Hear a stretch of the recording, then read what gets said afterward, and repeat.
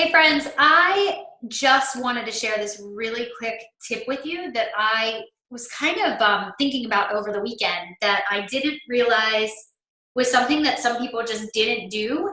And I'm starting to realize that it's like the biggest difference between people who are seeing a lot of engagement on social media and people who are maybe struggling to build that connection. And it actually boils down to one word that we maybe aren't using quite enough, or we aren't realizing that we're not using at all. So I was having a conversation with a friend, and she had mentioned that she had given me this sample post. Great post. Content was on point. She gave her points. She gave her call to action, and a great picture that went with it. But I actually said to her, there's one thing that you could totally shift that would make it look like you weren't necessarily pointing the finger at someone to change, but inviting them into an opportunity to change right along with you. And as I was sort of verbalizing this to her, I said to her, I said, I think one thing that we can do is we can actually use the word we and insert ourselves into the story with someone as opposed to saying you. So when you're posting and you're talking to someone on social media and we're using the word you need to do this, you could do this, you should feel that, we sometimes come off as maybe harsh, and we sometimes come off as an authority figure when people don't necessarily want to feel like they're being told what to do as much as they might be guided into doing something.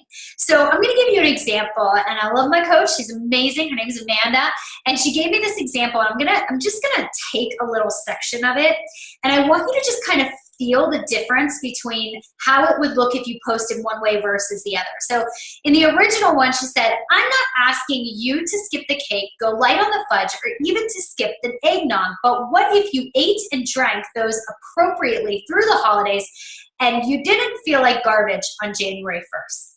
So it's making you think, it's making you say, okay, I get what she's saying, but imagine now the shift where if you say, let's not worry about skipping the cake. But what if we go light on the fudge, or we even skip the eggnog?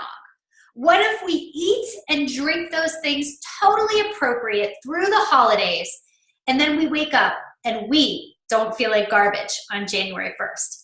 There's a difference. You see, when you point the finger at someone and we say you, we might be saying to ourselves, I am the authority and I can guide someone, but I'm not with them. You want to walk the journey of change with someone. Whether you are, selling a product or you are branding yourself in some way, we want to make sure that we are taking someone on the journey with us.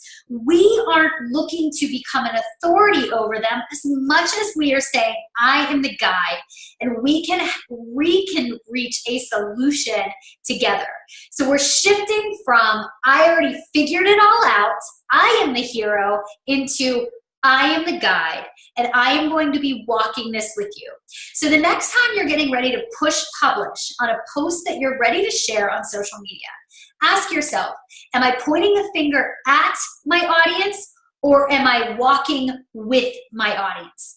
Very small shift, one word, from you to we. All right? Hope that tip helps. Have a great day.